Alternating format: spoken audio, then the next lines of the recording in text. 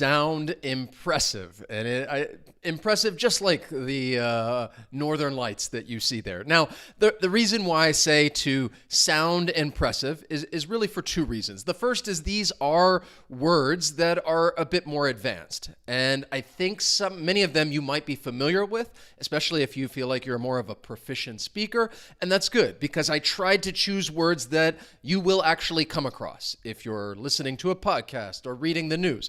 The next reason why I say that it's going to sound impressive is because these are longer words.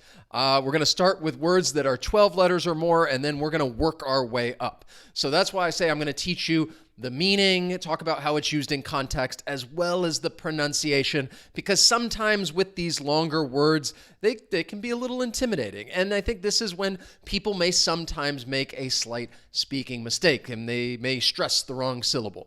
So we're going to talk about those two things. If you would like to get the lesson notes, check out the link down in the description. Join my email community. If you're already a part of it, then check your inbox. I have sent them to you already. So if you are someone who likes building your vocabulary, please subscribe, turn on notifications. That way I can become your teacher. My name is Wes. The channel is Interactive English. It's all about helping you reach your fluency goals. As many of you know, I see a lot of familiar faces in the chat, which is great. So let's start with some 12-letter words. And as I told you already, we're going to then work our way up and we're going to get longer. We're going to look at some longer words as we go through this. So this is a quiz lesson. Of course, I want you to participate and write your answers in the chat or even in the comments if you're watching this later, because yes, this is interactive English. It's all about participating and actively, well, not only that, actively participating in the lesson. So to start out, I'm giving you a sentence, and the word that is missing, I'm giving you the first letter of the word. So some people are proposing a approach to healthcare.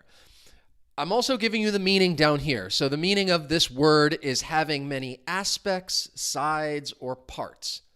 This one I actually think is possibly a bit challenging. I don't know. We'll see. I feel like when I always say that, everybody seems to know the word that I'm talking about.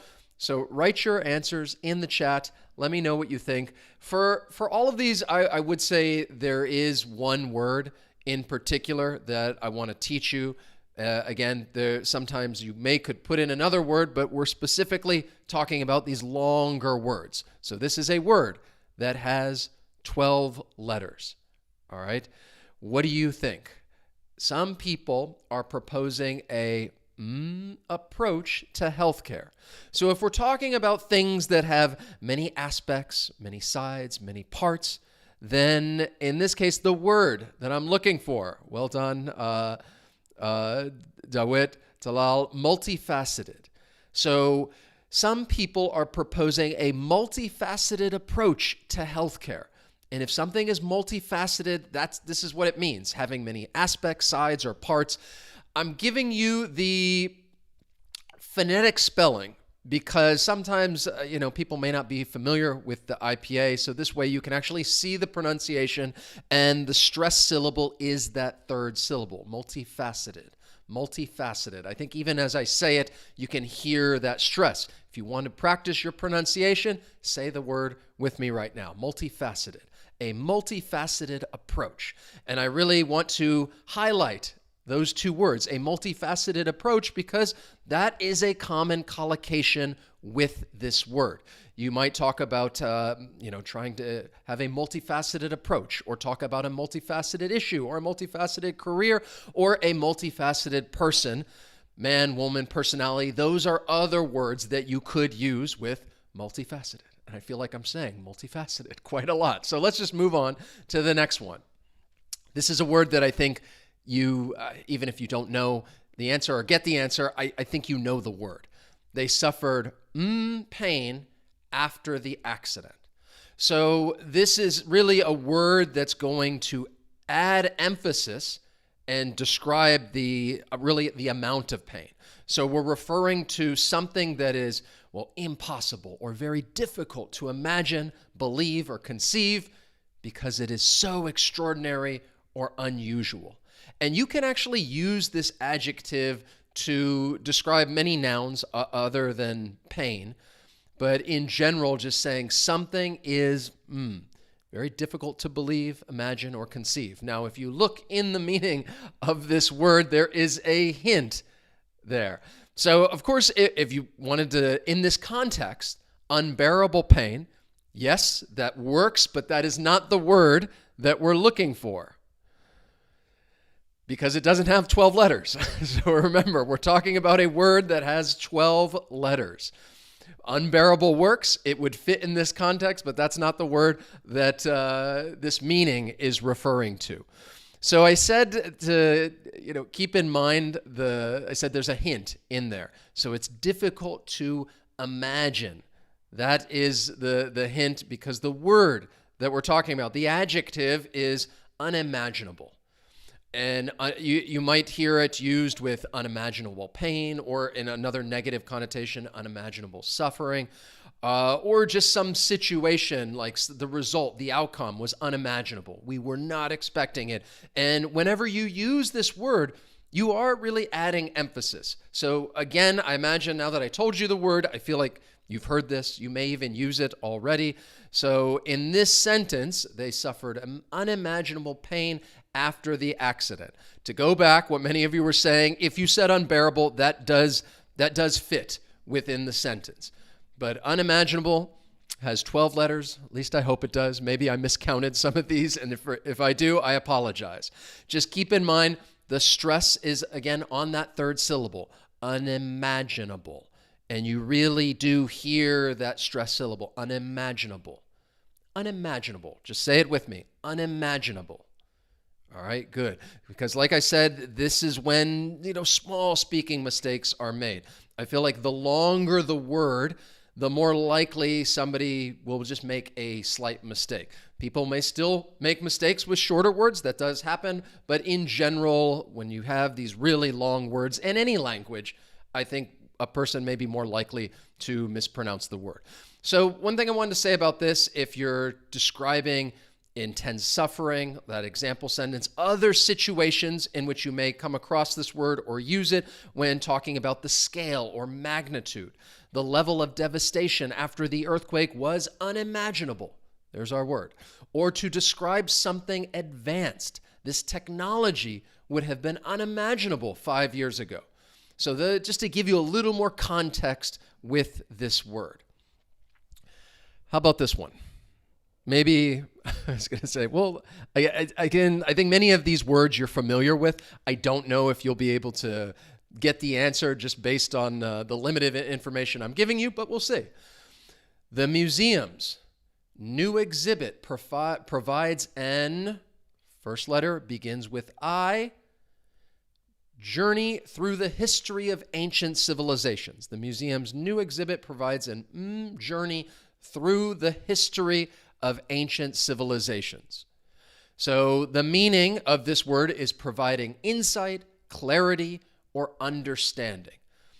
I don't want to. I was about to say something. I stopped myself because it's incorrect. I'll tell you what I'm talking about in just a moment as to, why I was incorrect. So what word is 12 letters, begins with the letter I, and means providing insight, clarity, or understanding.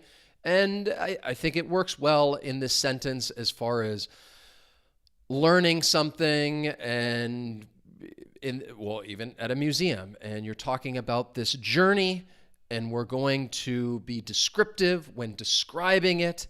It makes it sound more appealing. I feel like this is a sentence that maybe a museum would come up with in order to promote their new exhibit. And you might say it is, excellent, an illuminating journey. So if something is illuminating, it's providing insight, clarity, or understanding. The museum's new exhibit provides an illuminating journey through the history of ancient civilizations. Stresses on that second syllable, illuminating.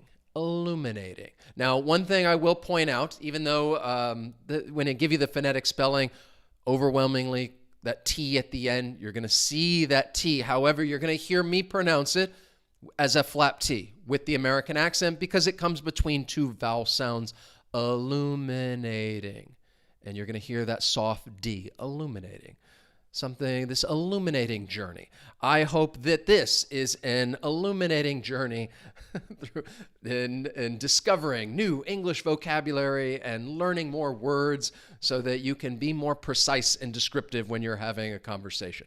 Now, going back to how I was wrong, because one thing I want to point out is this is a resource that I share with students from time to time, and I think it can be very useful if you ever have some words or phrases and you want to know, okay, which one is more commonly used? What word would better fit this context, or which one would most native speakers use in this situation?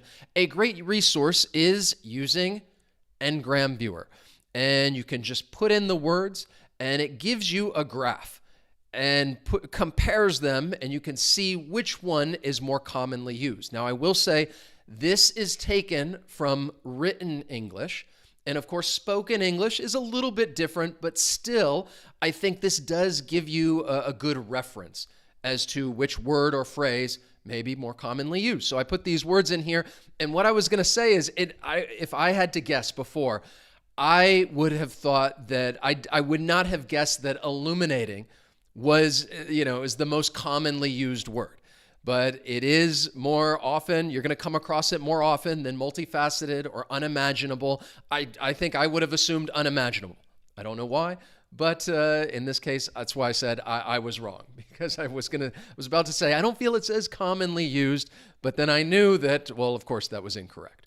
So let's look at some longer words, some 13-letter words. Let's continue with the quiz. Once again, I'm going to give you the first letter of the word.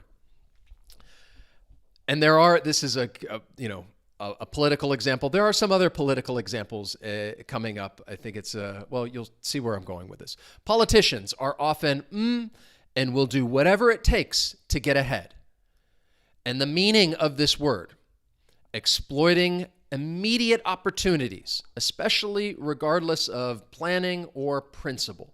So somebody who just doesn't care. I do feel like this word has a bit of a negative connotation if you're describing someone who is trying to, well, like it says, exploit opportunities or take advantage of an opportunity, even if it may be harmful to someone else, which is why I said politicians. I feel like they are often what?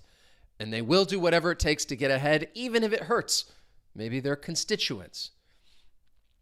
I don't really like politicians. I'll put that out there. I'm not a big fan. It's a very frustrating, I think many of you probably agree with me.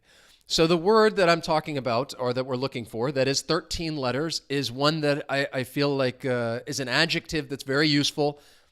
I think it's part of the same word family as opportunity, but we're changing it to an adjective to describe a person as opportunistic.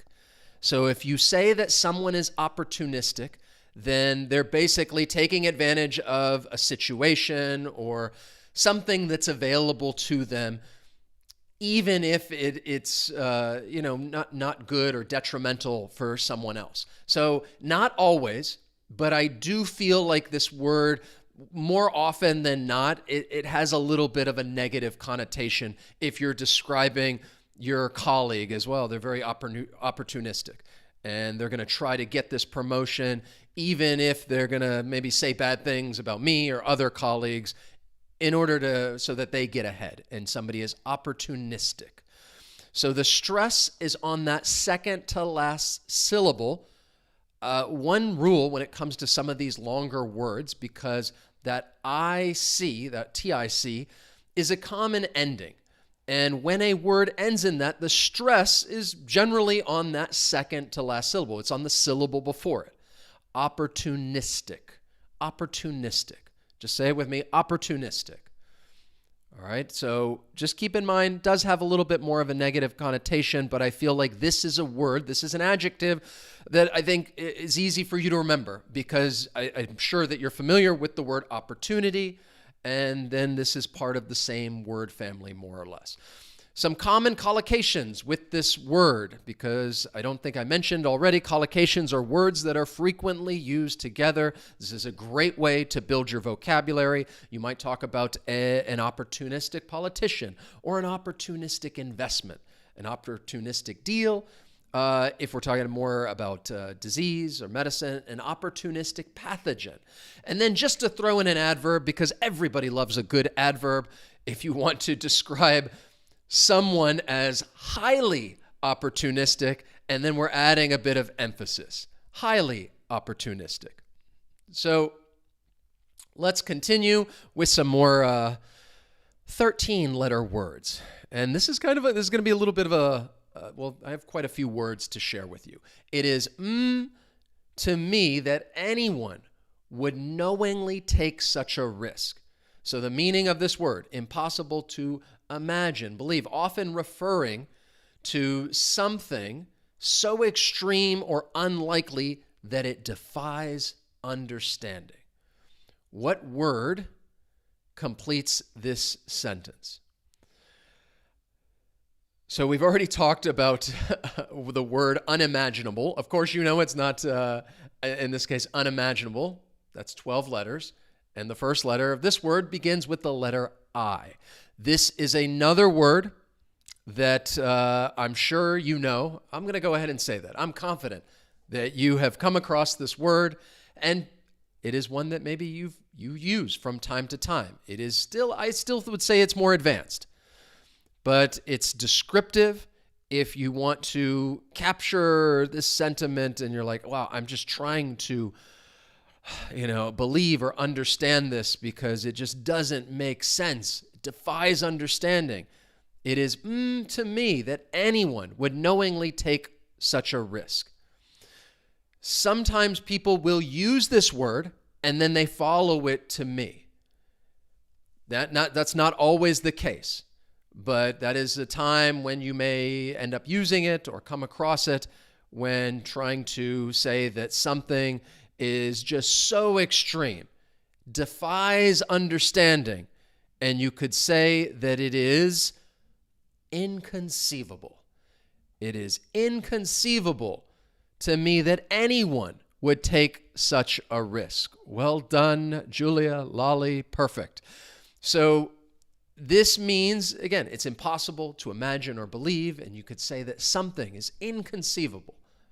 Now, the stress is on that third syllable, inconceivable. Once again, I'm saying it slowly and emphasizing it a little bit so that it's easy to hear, and if I say it even faster, something is inconceivable.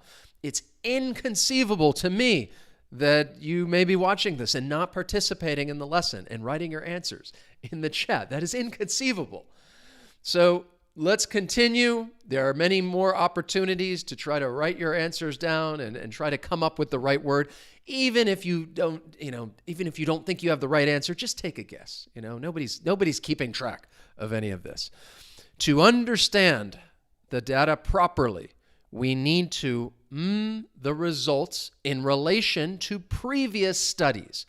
This is a word that I think may be a little more challenging, and the meaning is, pretty extensive: to provide the relevant background information and circumstances surrounding it to make it easier to interpret and understand. So we need to do what? It begins with the letter C. This is a longer word. In my view, it's not as often used as inconceivable. I still have to go back and check Ngram Viewer. Hopefully I'm not wrong. We'll find out in just a moment. But this word is another good one. It's a good one to be able to use from time to time. It is more advanced, but you're talking about trying to understand the data properly. So we need to the results in relation to previous studies. And in that case, again, we need to look at the relevant background information, the circumstances, and that's going to help us more easily understand what it is that we're looking at and what's going on. I do not see the correct answer in there, so I'm just going to go ahead and tell you contextualize. So if you say like, well, we need to contextualize the results. You're basically saying that we need to understand basically things at like a deeper level. And that's why it says like the background information, the circumstances, and really know everything. And you want to contextualize the results. What do you think? I told you I'm going to come back to Ngram Viewer with these next 3 words. If we put them in there, oh no, wait a second. This is the one from before. My apologies. I'm going to have to go back and take a look at this. So we can just move on. But I'll just go ahead and give you my opinion when talking about contextualize, inconceivable, and opportunistic. My own personal ranking would be you're going to probably use and come across inconceivable more often in describing something that is impossible to imagine, and then describing a person as opportunistic, and then finally contextualize. Of course, I may be wrong. I was wrong about illuminating, but we can take a look at that a bit later. Let's continue with some even longer words. We're going to just get, these words are just going to get bigger and bigger and bigger. These words have 14 letters. Transparency and are key to a functioning democratic government. I told you that I had some political examples, not like overtly political, but more just general. And what this refers to, because I'm still giving you the first letter, A, transparency, and what that begins with the letter A and has the meaning, the acceptance of responsibility for one's actions, decisions, and their consequences. I think this is a word that, I know I've said this a lot, I think this is a word that you know because your English is excellent, and I am confident that even if you don't use this word actively, I imagine that you've heard it because I do think it is commonly used. Transparency, are key to a functioning democratic government. Some of these words, there are other words in the word family that you are probably not as advanced and you use, but in this case, excellent, well done, just a random person, Mariana, Yassine, Manuel, giving out some shout outs here and there. Accountability. Accountability is the word we're looking for. Transparency and accountability are key to a functioning democratic government. Accountability. Well done. Cindy, good to see you. So just to quickly look at the pronunciation, accountability. Accountability. This one I did come across not all words may just have one syllable that's definitely stressed. So I throw in both of them. Accountability. Accountability. You can kind of hear both of those two syllables have a little bit more oomph than the other ones. Accountability.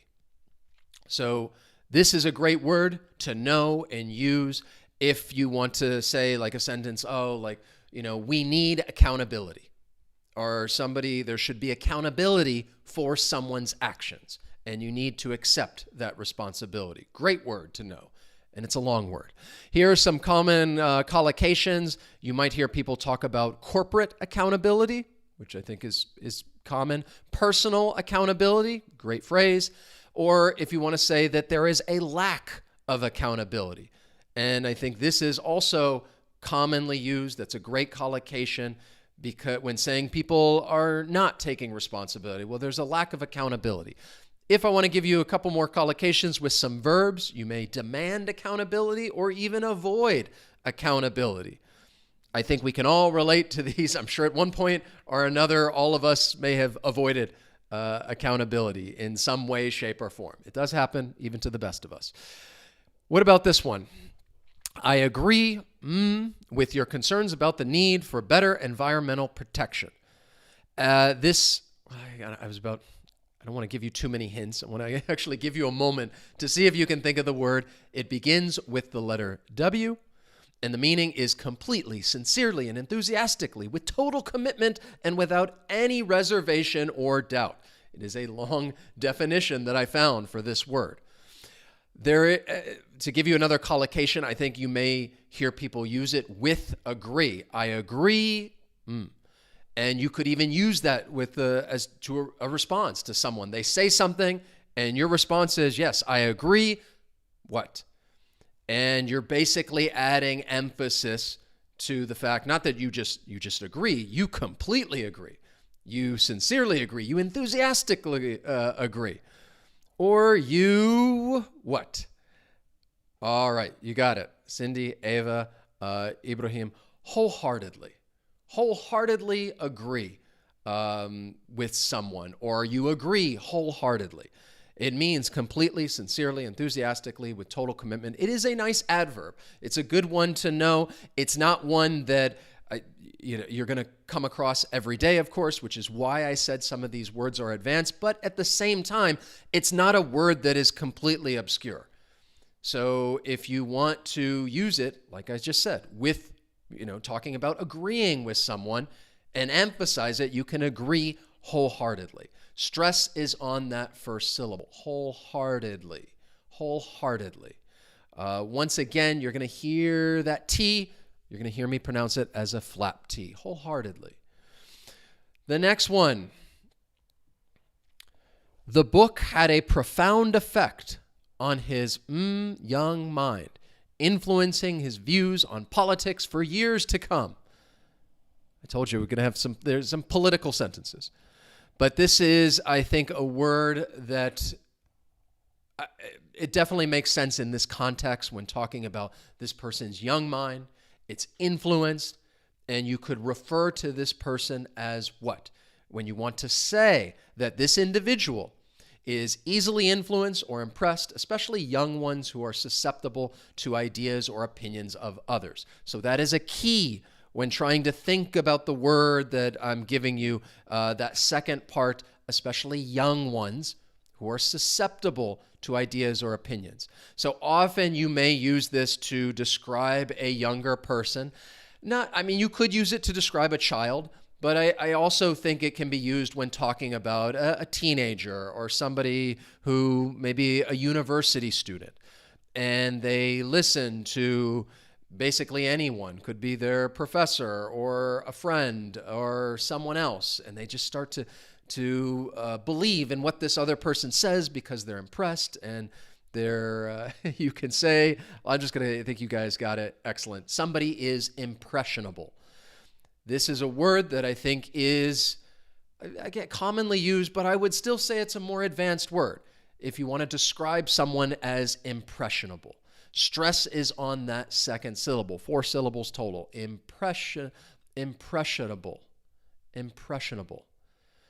All right, I feel like that there was a missing maybe syllable in the phonetic spelling right there. I apologize for that. So again, if you want to talk about a younger person, and not always, you could say some adults are still impressionable. But generally, young people who look up to someone and they're impressed by this person and what they're saying, and they start to believe it, you could say that this person is impressionable. So if I were going to look up these 3 words, and just to show you how often they are used, of course, accountability, you're going to come across that word much more frequently than wholeheartedly or impressionable. So if you're taking away anything from just looking at this graph right here, you should know the word accountability, know how to use it. I shared with you some of those common collocations. It's a great word to know. Let's look at some longer words. These are 15-letter words. They're not, nothing too scary. And the first question, she constantly found herself in situations at work and decided it was time to look for a less stressful job.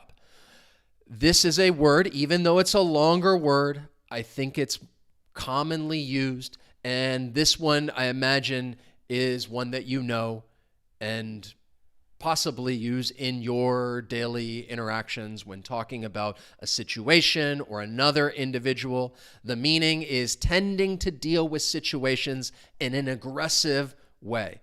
So if somebody is hostile or argumentative, you could also say that this person is what? Those last 2 words are basically, they're synonyms for this word that's missing. I'm not giving you the letter this time. I'm just giving you the meaning. and the sentence, and I just want you to try to put it into context.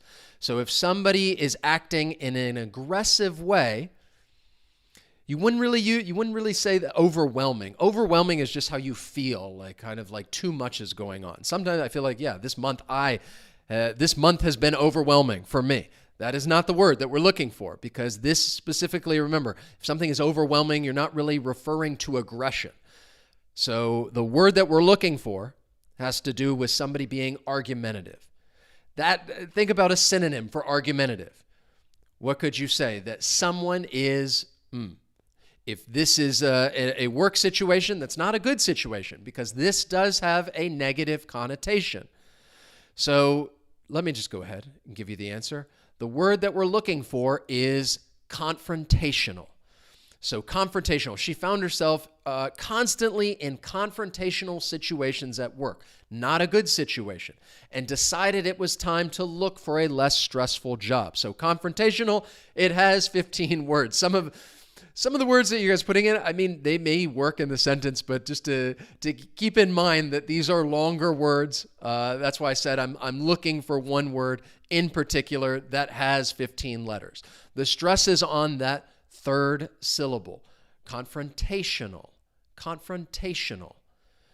So again, you can say it with me. This is a useful word to be able to use and describe someone as confrontational, or you could talk about a situation that is confrontational. So let's go. I want to go ahead and give you some more common collocations with this word. If we're talking about a confrontational approach, not a good thing, or a confrontational style, again, negative connotation. Confrontational situation, not one that you want to be in.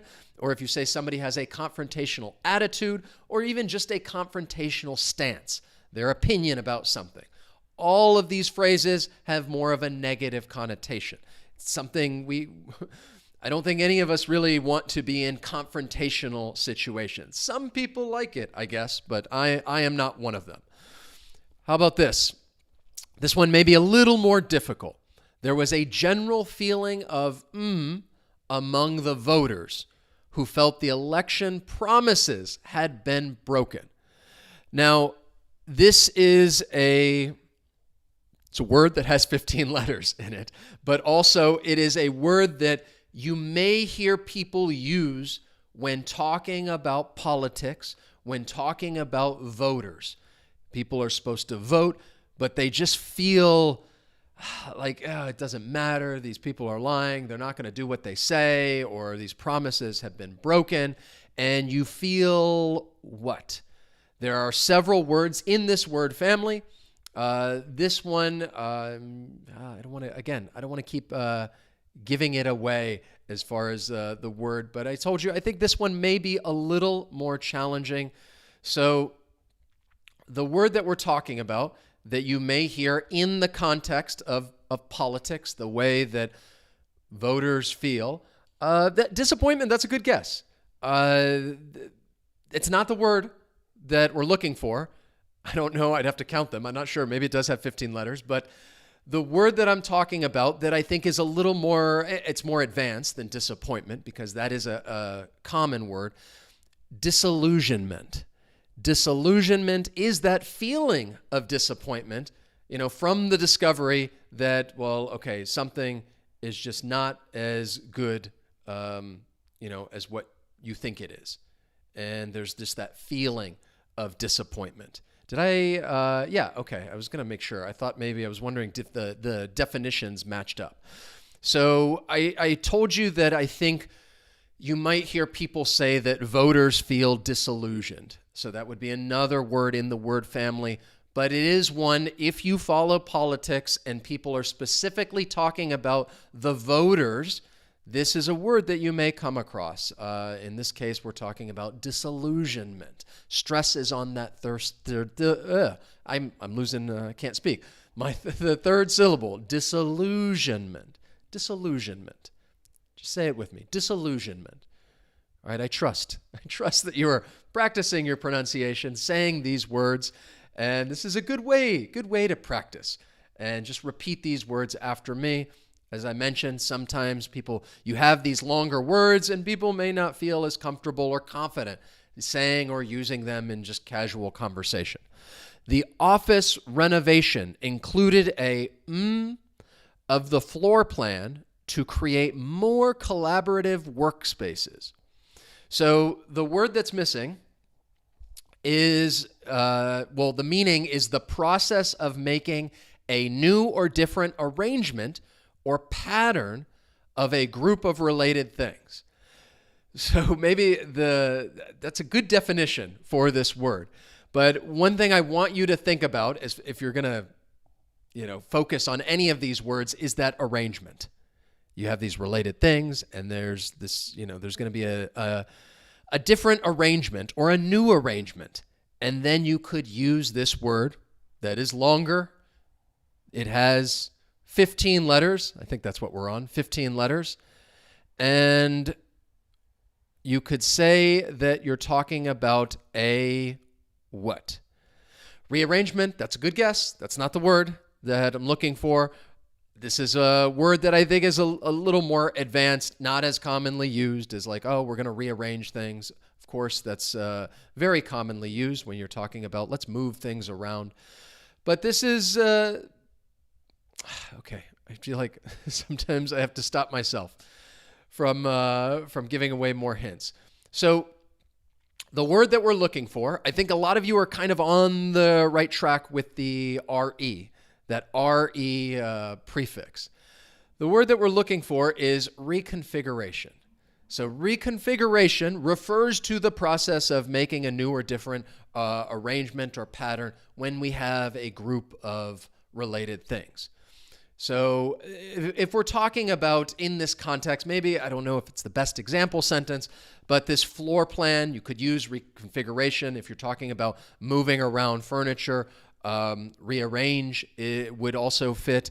I saw like refurbish, when talking about homes or buildings or whatever, that works, but this meaning is a little different than refurbishing and making it look nice and new. So reconfiguration, that is the word I want you to keep in mind. Stress comes on the second to last syllable. Another quick little pronunciation hint, when a word ends in T-I-O-N, the stress syllable is going to come on the syllable before it. So reconfiguration. And you can kind of hear that stress. Reconfiguration. Repeat after me. Reconfiguration. Good, good, good. Let's look at the frequency. This was a close call. And this is taken from written English. But if you're wondering, well, which of these words? Reconfiguration, confrontational, disillusionment, which one is more commonly used? They're pretty much the same. I'm pretty surprised because I would have guessed if I were a betting person, which I sometimes am, I would say I would have thought that confrontational would have been the most commonly used. And I would say probably in spoken English, I do think you're going to hear and use confrontational possibly more often as those other ones. But once again, this is taken from written English, which would include more academic texts, things that are more formal that may use the word like reconfiguration a bit more often instead of, just talking about general daily conversation. We're not done yet. All right. You're not out of the woods just yet. Let's make these words even longer. Let's talk about some 16-letter words. So the first one, again, I'm only going to give you the meaning. I'm not giving you the letter anymore because you guys trying to make it a little more difficult for you. A share of the work was done by the new interns. I don't know if the sentence is really going to help you unravel the mystery and the word that I'm looking for, but think about the meaning. Too large or too small in comparison with something else. And that is the meaning of this word. So we're talking about this work that is done by the interns, and you're saying, we don't know the context. It was either, too much or possibly too little in comparison with something else. What do you think? Any guesses? A share of the work was done by the new interns. Sometimes I would say you may follow this with share of something. in referring to like an amount, but you want to say that the amount is, well, maybe I don't want to say fair or unfair because it's not really talking about fair or unfair. It's really referring to the amount too large or too small. This is another word that I think once I show you, you're going to be, oh yeah, I know that word. Of course, I use that word all the time. Maybe not, but we'll see. Disproportionate. A disproportionate share of the work was done by the interns. So once again, we don't know necessarily whether or not the interns did, too much work or too little.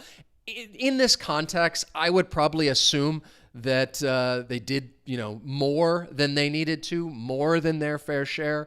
And I'm using this to compare to the other workers and saying, well, a disproportionate share of work was done by the new interns, and saying that they did a lot.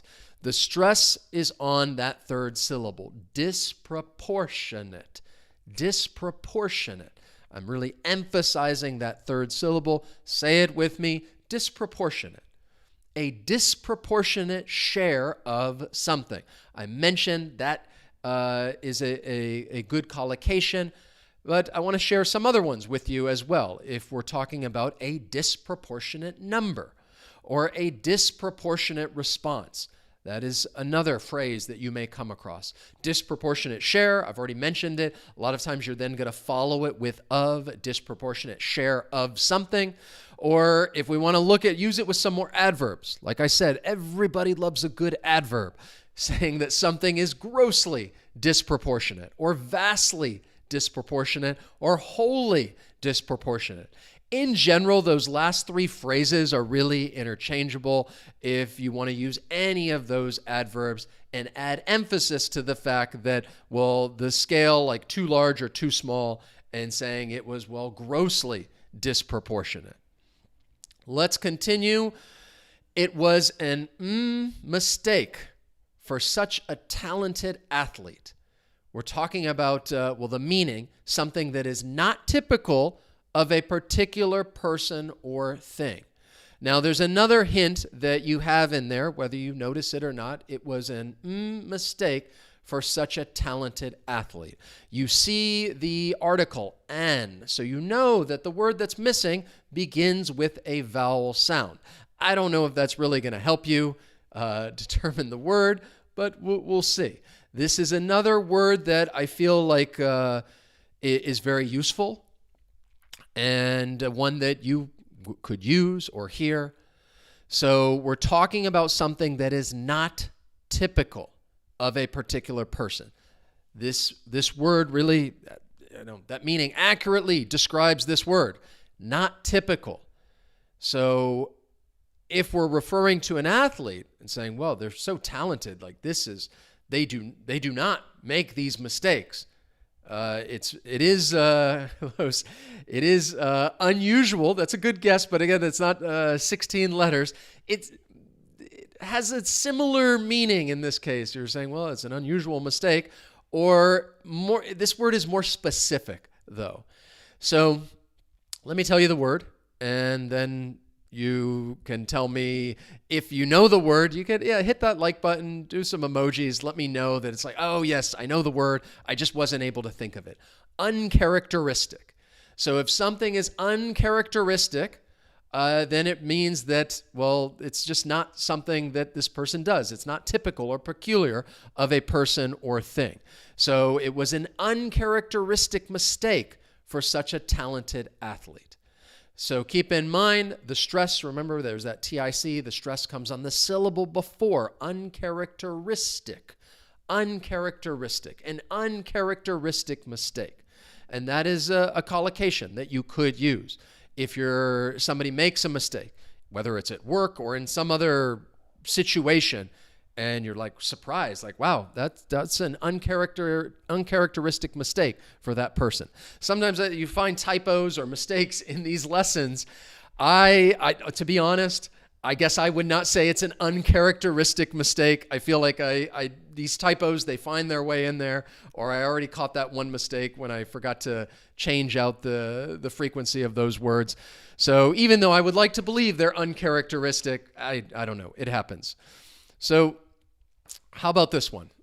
And if you know what this is talking about, you can, or who this is referring to, then you can put the name in the chat. I'm kind of curious. This is more following American, I don't want to say pop culture. It's more American politics, like this, social things that are going on.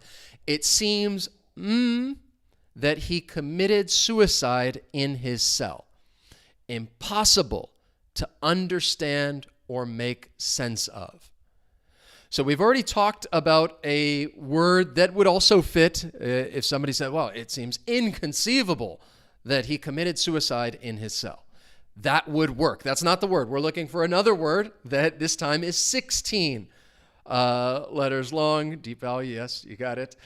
And then I'll tell you what this is referring to. I told you there were some political examples. Mostly, some of these sentences, I said not overtly political, talking about disillusionment among voters or opportunistic politicians. This is something that's current, that's going on.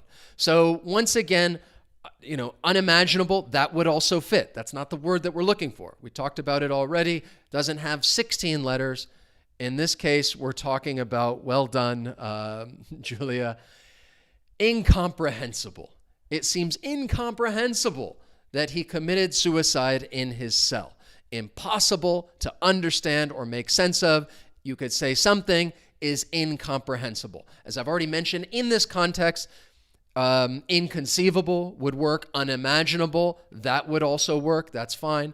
But yes, this is a reference to Epstein, Jeffrey Epstein. If you're following not U.S. politics or things that are going on, this is a big topic of conversation right now. And yeah, I don't like to think of myself as a conspiracy theorist, but yes, it seems incomprehensible that he committed suicide in his cell. Something is awry in this situation. So we'll see if we ever find out any more information. Quite possibly not. Unfathomable, that's another good word that you could use. There's a lot of words that you could definitely use in this context. So if we're just going to compare the three that we just looked at, disproportionate, incomprehensible, uncharacteristic, as you can see, disproportionate comes out on top, one that you may come across more often. Once again, I want to give you my opinion because I always, for the most part, I think about English in terms of spoken English. I have that speaking course. And I understand, especially in writing, you may come across disproportionate, more formal academic text, things like that. I generally feel that you might come across incomprehensible or uncharacteristic more often than is represented in this graph. All right, just wanted to give you more information. I'm trying to contextualize the situation to say that I think in spoken English, maybe it's not it's not as much of a discrepancy, that the difference in usage is not that disproportionate. All right, I'm going to keep using some of these words if I can. We're not done yet. Let's go 17 letters, 17-letter words. The counterfeit bills were virtually what from the real thing? The word means not able to be identified as different or distinct. Which word has that meaning? And this, once again, even though it's a longer word, I think that you possibly know it and use it. It's not like a very obscure word. Again, I don't think any of these are too obscure. I thought I saw something in the chat, somebody saying, are these really advanced? I would say yes. I know some of you are very proficient and you know them, and I think that's great. It's always good to get review, but I'd say for the most part, these are definitely more advanced, like C1 level and above, if you're using these and able to use them correctly in the correct context when having a conversation. So we're talking about two things that they look the same. You're not able to tell the difference. And I think this is a good example when talking about counterfeit bills, fake money. And we're going to say that, yes, excellent. Saw some great answers. Indistinguishable. So if something is indistinguishable, you're not able to identify the difference or understand if, things are distinct. The stress is on that third syllable. Indistinguishable. Indistinguishable. Say it with me. We'll say it slowly and then a little faster. Indistinguishable. A little faster. Indistinguishable. Indistinguishable from this or that. From is a preposition that may often follow indistinguishable, saying something is indistinguishable from something else. So I just mentioned that common collocational, indistinguishable from, and then you're going to use either a noun or maybe a pronoun. That would also work. And then, dude, I'm a big fan. Love adverbs today. Let's look at some adverb collocations. Love a good adverb. Saying that something is virtually indistinguishable. Again, this is a way to just add a little more flavor. I think in any context, you don't have to use the word virtually.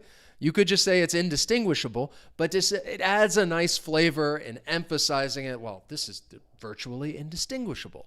Or you could say something is practically indistinguishable or even almost indistinguishable. And in that case, because we're using almost, it's like maybe, there is a slight difference here. I am able to see something, but it's almost indistinguishable. The statement is unclear and open to the meaning of this word. The act of understanding or explaining something incorrectly, leading to a mistaken view of a message, gesture, or event. What do you think? The picture doesn't really match up with the sentence. I saw something that was unclear, and I thought, okay, let's use this. That looks like the weather is not very clear there. So if we're talking, in this case, we're talking about a statement, something that somebody says, and you could say it's unclear, and therefore it's open to what? Now, a key phrase is something is open to this. Often, you might say, again, I don't want to give it away because saying something is open to what? That's not the word. It is similar to the word, but we're going to modify it. We're going to add a prefix ahead of it. And maybe the more I talk about this, possibly the more confusing it sounds. So I'll go ahead and talk about the phrase in saying something is open to interpretation. That is a common collocation. And if you say something is open to interpretation, then it means that, well, somebody may think this or somebody may think that. Now, the answer is not interpretation because we're talking about specifically a mistaken view that you are incorrect, specifically saying you are incorrect. And therefore, we're not talking about interpretation. I wanted to talk about a misinterpretation. So generally, I think more common a collocation is, it's open to interpretation. You could believe this or that, but you could also say something is open to misinterpretation, in which case somebody is, based on the information, they're likely to come away with the wrong view or wrong opinion about something, either something that was said or, like it says, a gesture, an event, a message, and saying something is open to misinterpretation. As I said before, if a word ends with that T-I-O-N, the stress is going to come on the syllable before. So misinterpretation. Misinterpretation. It is a little bit of a mouthful if you say it. Say it with me. Misinterpretation. Misinterpretation. Open to misinterpretation. So just keep that in mind. Hopefully it makes sense, the difference between saying something is open to interpretation, in which case you could have different views. But if we say it's open to misinterpretation, that the view that somebody's going to have it's wrong and it's incorrect. Then what do you think? The report looks into the between unemployment, crime, and imprisonment. We're talking about the close connection between two or more things where they mutually affect or influence each other. What word specifically has that meaning? a close connection between two or more things where they mutually affect or influence each other. Given the sentence, hopefully that makes sense. We have two or more things, but they are going to influence one another. They're not just completely separate and isolated if we're talking about these factors: unemployment, crime, and imprisonment. There's going to be overlap. They influence, and you could say the report looks into the what between unemployment, crime, and imprisonment. Part of this word, it is a longer word. It's 17 letters. The base word, you all know. It's a very common word. But we're going to add a prefix to it, which is what makes it 17 letters. Now, I think in general, you probably could use, just the base word if you want to. Let's see if so. Okay. Correlation, that would work, but again, it's not 17 letters, but that would work in this context. Interconnectedness, sure, that would work. You're on the right track with that prefix, at least the one that I'm trying to get to. So I'm talking about the interrelationship, where the report looks into the interrelationships between unemployment, crime, and in prison. All right, excellent. Well done, Lolly. Perfect. So in this case, it refers to the connection between two or more things, like a relationship that may influence or affect each other. And we could use that prefix, that interrelationship between different things. A synonym would be, interconnectedness. That would work as well. Or correlation. Again, these are rather interchangeable. Just keep in mind, if you are going to pronounce this word, the stress is on that fourth syllable, interrelationship. Interrelationship. Now, the one distinction, because I'm trying to talk a little bit about pronunciation, that I and T, a lot of times with the American accent, when the T follows an N sound, it's going to elide, it gets removed, you don't really hear it. So if I have a word like center, I would just say center. Now, that's not always the case. You may hear somebody in the U.S. pronounce that true T, which is what it's often the case in British English, but just something to keep in mind. In the U.S., you may not always hear that t sound when it follows an N. So let's compare these words right here. And as you can see, indistinguishable is more commonly used in, I would say, also spoken English as well. When comparing indistinguishable, misinterpretation, and interrelationship. So I gave you a lot of long words today, and here's just a quick little review, all the words together, the number of letters that they have, as well as the phonetic spelling, along with the stressed syllable. I told you that in my view, I think these words are a bit more advanced, but still, I tried to choose words that I think are ones that you may come across from time to time. And I hope that you wholly agree with me or that you wholeheartedly agree with me. I said wholly agree, but in this case, I wanted to use wholeheartedly. Remember, if you want to get these lesson notes, just click on the link down below in the description. My hope is that you learned something new, and if you did, you can let me know by hitting that like button. If you're in the chats, hit some emojis, because the goal is that over time, just going to help you slowly and steadily build your vocabulary so that you can be a more proficient speaker, describe things in a more precise way, which I think really is where these words come into play. So I hope that you all have a wonderful rest of your day, and I will see you soon.